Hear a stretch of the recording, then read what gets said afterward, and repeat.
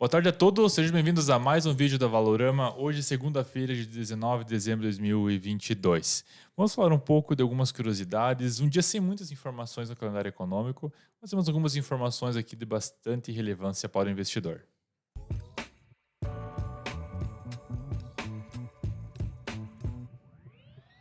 Aqui do meu lado esquerdo, nossos analistas da casa, o Wendel. Tudo certo, Wendel? Tudo bem? Fala, Jader. Muito boa tarde, pessoal. Bom, tudo certo, Jader. Mercado aí hoje deu o ar da graças, né? Podemos dizer assim, voltamos a subir, né? Sendo negociado aí aos 104 mil pontos o Bovespa. Já queria dar uma passada pro pessoal, Jader. O que você acha? Você talvez eu só trazer os principais destaques, um rápido giro nos Perfeito. mercados, e Vamos você lá. fala do Brasil na sequência, pode ser? Segue o jogo, Jader. Fechou. Por gentileza, Elian, só compartilhar minha tela. Mas antes disso, gostaria de convidar você a fazer a subscrição ao nosso canal no YouTube e também a dar aquele joinha no vídeo que nos ajuda bastante, tá? Então, por gentileza, vamos ver como que nós fechamos o mundo afora. Compartilhando? Obrigado. Bom, Europa fechando no patamar mais positivo e aqui no Brasil também nós estamos com um humor, bom humor, apesar de algumas notícias aí que nós já vamos falar na sequência. E o destaque de queda também nos Estados Unidos, mas principalmente foi na China, que acabou caindo de forma mais considerável no presente momento. Quanto ao índice do medo, hoje pela manhã estava em 42, se não estou enganado, está em 39, o mundo um pouco mais temeroso. O índice do VIX tendo uma queda de 0,97, o que acaba sendo, ainda está em patamares positivos. Digamos assim, próximo a 20, 25 ainda são aceitáveis. Quanto maior esses números, pior é.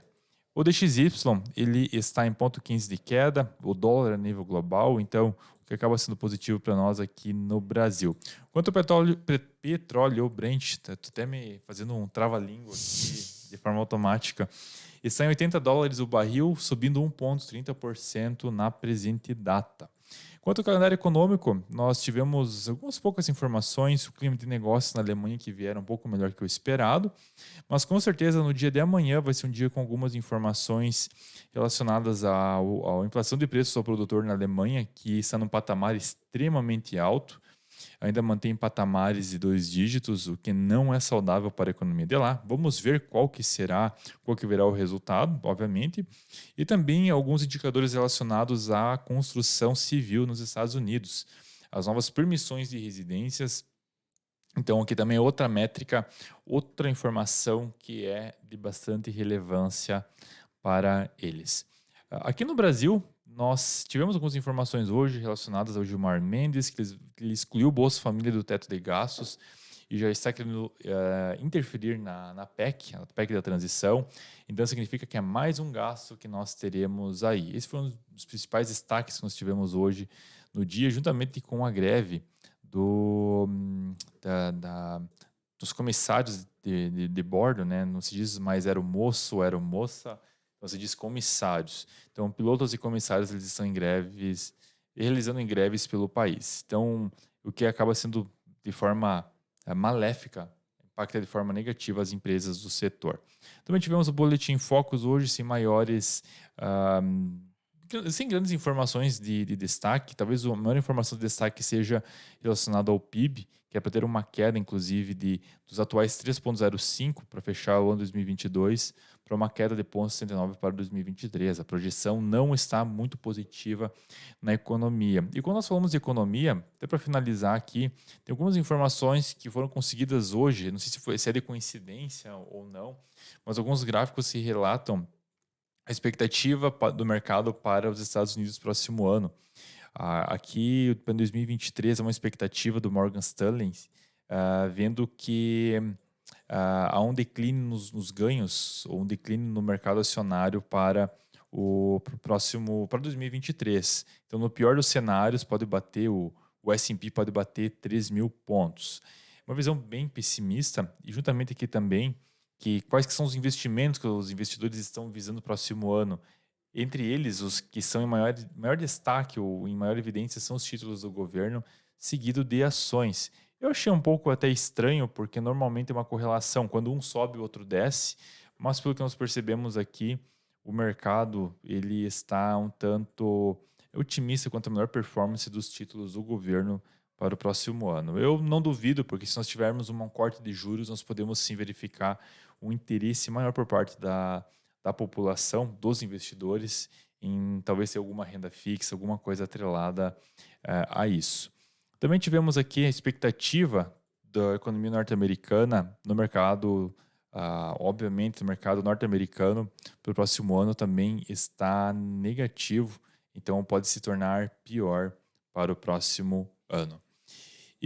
Bom, também na China tem outro indicador aqui que demonstra que a situação lá também pode vir a ser complicada para o próximo ano. Então, são informações dos Estados Unidos e da China dizendo de que as informações não são muito positivas nesse momento. Deu coincidência conseguir essas informações hoje, né? Mas podemos falar com mais abrangência num segundo momento. Wendel, eu passo para você, já temos o fechamento, correto? Vamos lá, Jada, temos sim. Pedir para o William compartilhar a tela, por favor. Bom, dá aquela passada naquele panorama, tá, Jada, que a gente sempre traz aqui para o pessoal. A gente vê aí, por exemplo, o Ibovespa subindo cerca de 1,83%, cotado a 104.740 mil pontos, né? O dólar, por outro lado, caiu cerca de 0,5%, cotado a 5,30, né? Resistência muito forte para o dólar. O dólar segue negociando no 5,30 aí. Já não é de hoje aí, costumo dizer que é desde lá de agosto que a gente está tá vendo um dólar negociando nessa região, sobe para 5,40, depois cai para 5,20. Enfim, fica numa média ali de aproximadamente 5,30, né?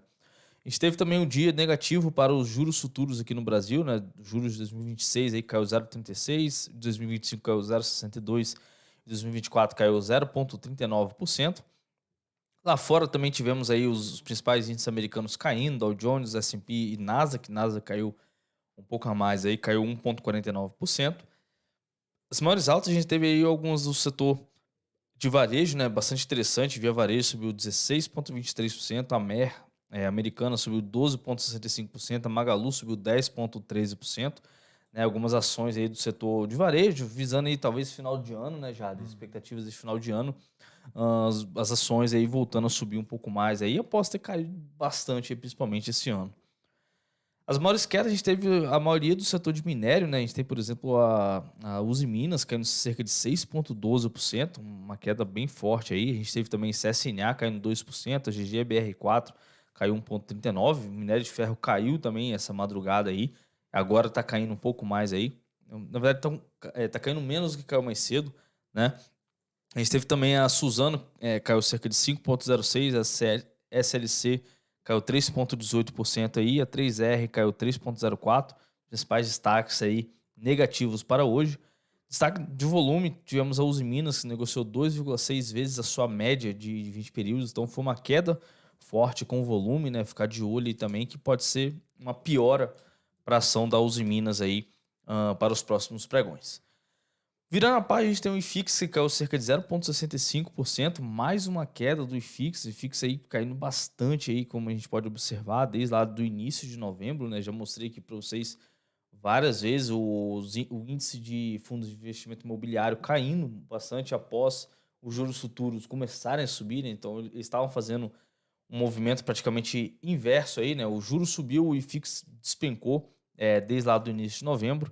E hoje a gente tem, por exemplo, o IFIX, mais os DIs aí caindo no dia de hoje. Os ETFs, a gente tem o TRIG 11, que subiu 4,92%, o ELAS 11, que subiu 2,69%. As BDRs, a gente tem a 1WK34, que subiu 5,34%, e a 1HS34, que subiu 4,55%. E nas commodities, a gente tem o petróleo Brent, que valorizou 1,58%. A soja subiu 1,31% e o minério de ferro, que está caindo nesse momento cerca de 0,81%. Bom, dá aquela passada no fluxo de capital estrangeiro que entrou aqui no último dia 15, né? Lembrando que a gente tem a defasagem de 2 dias úteis. Então, no dia 15 do 12, os investidores estrangeiros entraram com 225 milhões aqui na nossa bolsa, totalizando um saldo no mês de 5,238 bilhões de reais. Os institucionais aí estão negativos, né? Estão vendidos na nossa bolsa aqui com 8,751 bilhões de reais. Então a gente vê, por exemplo, o investidor estrangeiro comprando e institucional vendendo, né? Então vamos ficar de olho aí nessa briga. Geralmente esses dois players são os que mais movimentam o nosso mercado, né? E geralmente é bom quando os dois estão mais a favor, né, Jada? Quando os dois estão comprados ali, e aí fica muito bom para nossa bolsa. Às vezes, quando está uma tendência de queda muito forte também, a gente vê, por exemplo, o investidor estrangeiro vendido, institucional também vendido, né? Então vamos ficar de olho aí para aguardar. Geralmente a pessoa física está sempre na contramão aí do que a gente vê, por exemplo, na direção do mercado, né? Então esses foram os dados aí de investidor estrangeiro. Dando aquela passada aqui no gráfico, né, na análise gráfica, que a gente tem o Ibovespa, né, abriu aqui na casa dos 102 mil pontos, hoje um dia de alta, como a gente viu anteriormente, né, ainda tem aqui as regiões para se buscar, tem a média de 200 períodos, a média de 9 períodos aqui também, né, tem um aumento sem nenhum ponto crítico aí para se romper ainda o Ibovespa, né, e o dólar Uhum. segue consolidado aqui nessa consolidação, né, as médias, por exemplo, estão bem flat aqui, estão bem laterais, então, realmente, o dólar ainda sem grandes expectativas, já. Enquanto não Sem romper essas direção, resistências, né? isso. Enquanto não romper ou a resistência dessa consolidação ou o suporte, a gente vê, por exemplo, o dólar oscilando nessa faixa. Perfeito. Obrigado, Wendel. Bom, pessoal, então esses foram os principais destaques do dia, os principais destaques que nós tivemos na segunda-feira do dia 19. Então, nós nos despedimos por aqui, né? E agradecemos a todos pela audiência e voltaremos amanhã com mais informações. Então, nosso obrigado e até mais. Tchau, tchau.